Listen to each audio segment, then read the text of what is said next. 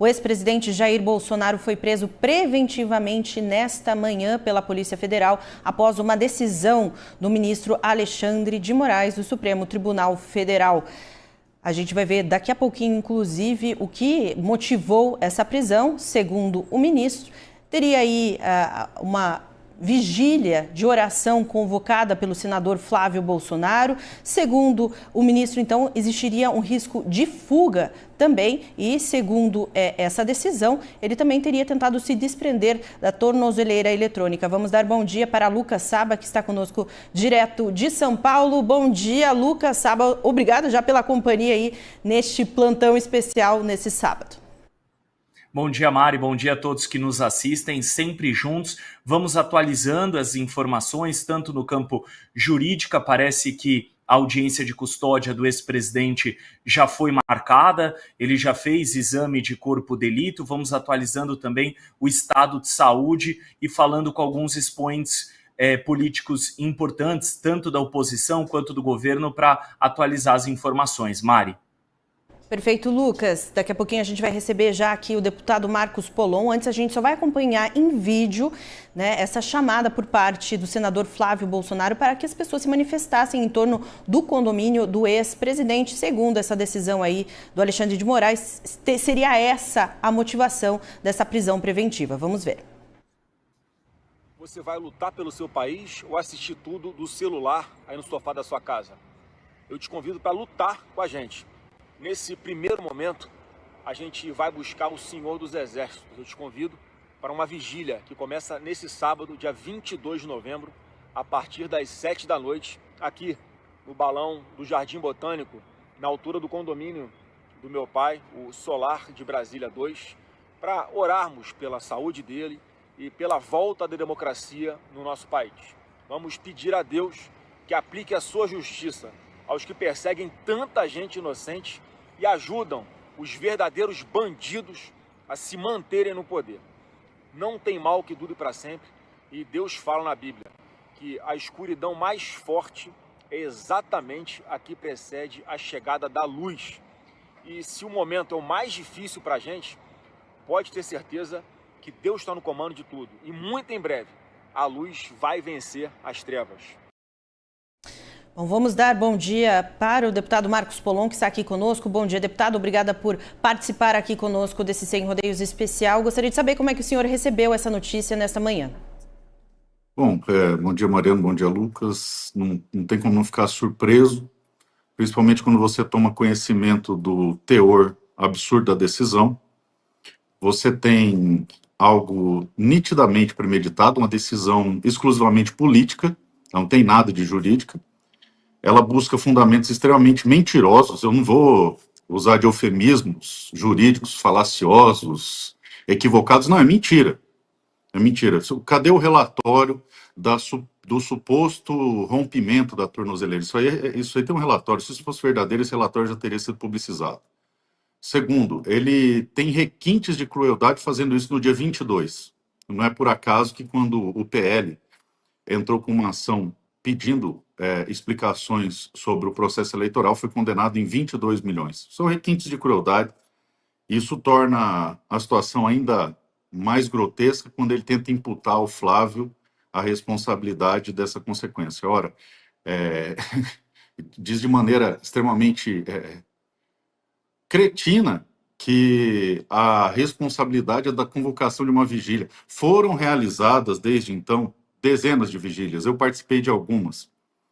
E aí ele cria uma fantasia para endossar sua narrativa política de que isso geraria um tumulto. Seria interessante se vocês pegassem o mapa da região e vocês vão ver que tem o condomínio do presidente, a entrada do condomínio, e afastado algo em torno de 150, 100 metros, tem um pátio muito grande ali nas proximidades. Então não é na frente da casa, igual ele faz parecer.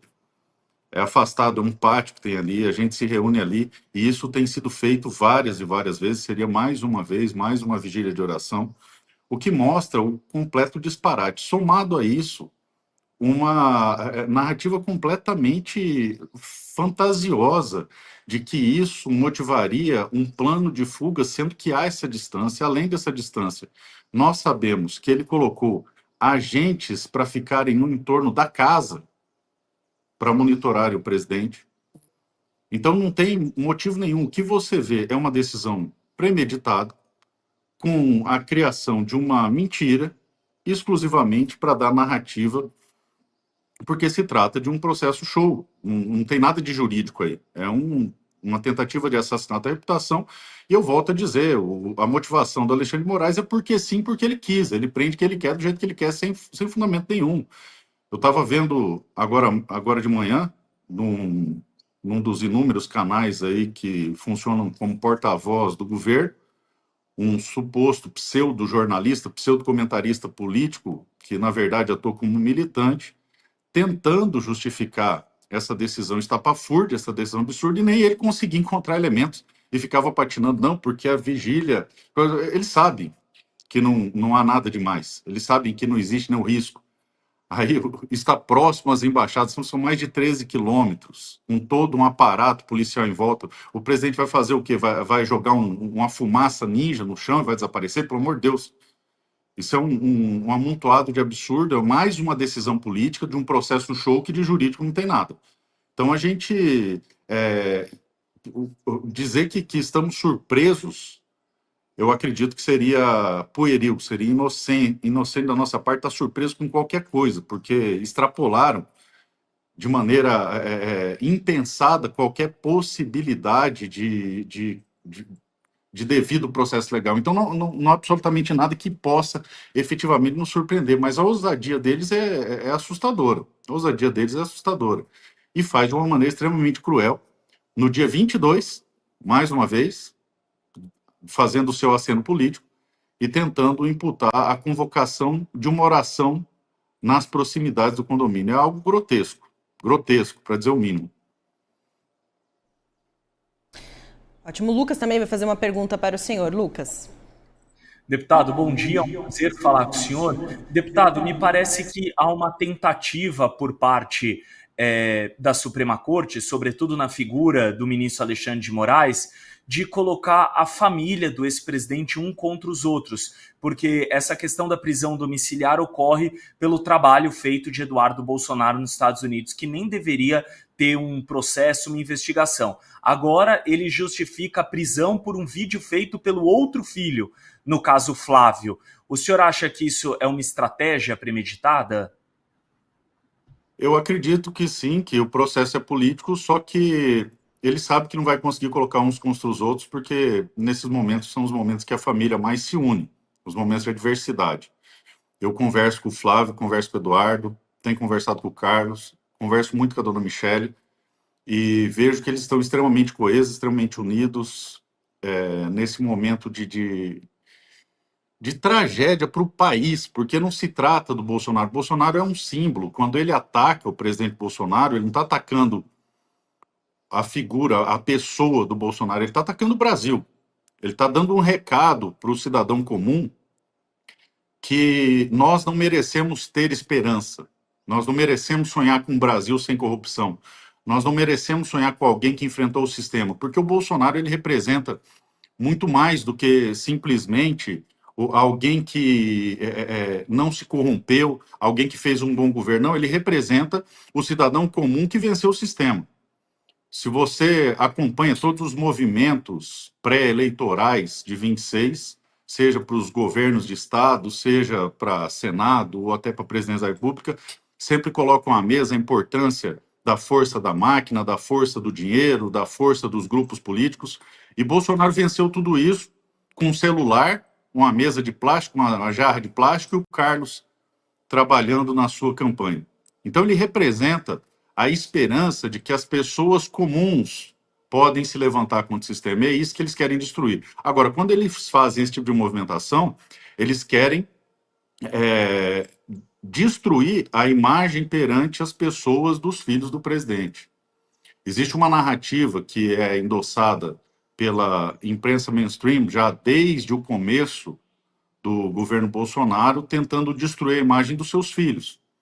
Então fazem tudo isso para que criem uma imagem negativa do Eduardo, bateram muito no Eduardo, e se não fosse o trabalho do Eduardo na equação, nós estaríamos numa situação bem pior. A única coisa que nos dá um pouco de esperança é o trabalho que o Eduardo está fazendo, é o que efetivamente vem fazendo diferença, tá?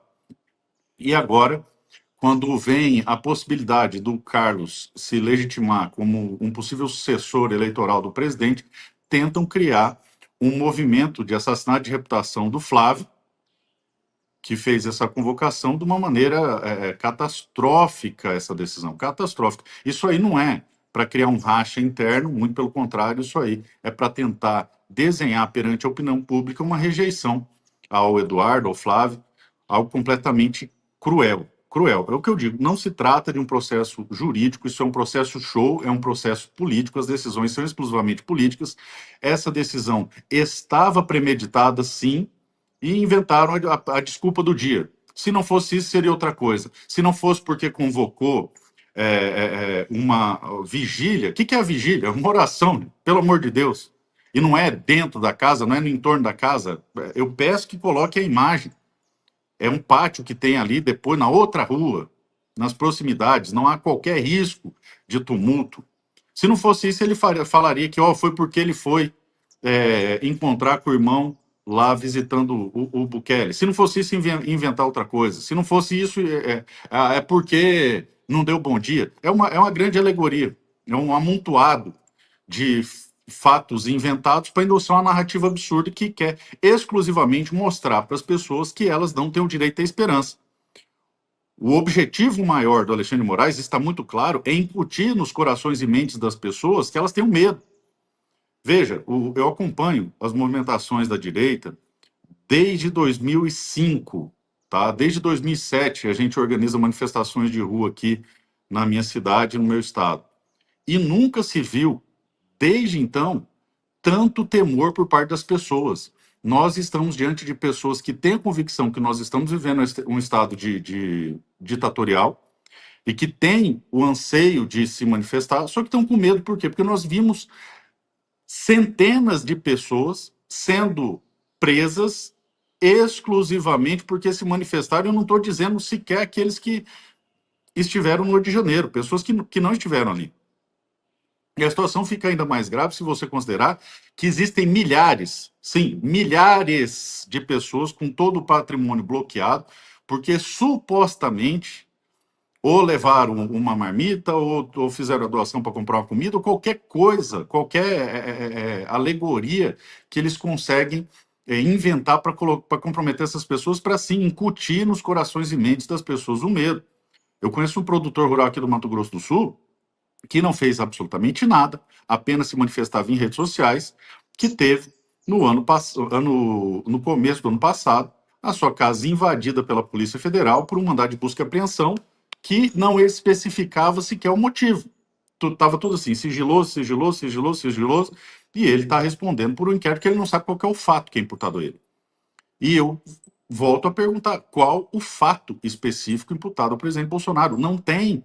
É um processo sem fato. As pessoas, a grande maioria das pessoas que estão presas até hoje, não tem imputação de um fato objetivo. Não existe. Então é uma situação completamente estapafúrdia, e o único elemento que pode fazer diferença nisso é o trabalho de Eduardo Bolsonaro lá fora. Agora, essa prisão, desde o seu início, é importante lembrar, ela é completamente estapafúrdia. Como foi dito aí, é um inquérito onde o presidente Bolsonaro é ventilado junto com o Eduardo por uma coação processual, que pela figura do tipo específico não se configura, porque ela é mediante violência ou grave ameaça, como se ele mandasse no Trump. Isso aí é um grande absurdo. E o próprio PGR exclui o Bolsonaro desse inquérito. Então, há mais de 100 dias, o presidente estava em prisão domiciliar sem haver um processo que o fundamentasse. Não existe sequer inquérito que o fundamentasse. Agora, importante destacar, só para fechar o raciocínio, que é o mesmo modus operandi dos processos que existiam no governo militar, no auge da repressão, onde se estabelece um inquérito sem fato e sem prazo determinado, onde ficam impondo medidas cautelares às pessoas como modo de coação e de intimidação. Excelente, deputado. A gente agradece demais pela sua disponibilidade e sua participação aqui nesse Sem Rodeios especial. Até a próxima. Até, obrigado.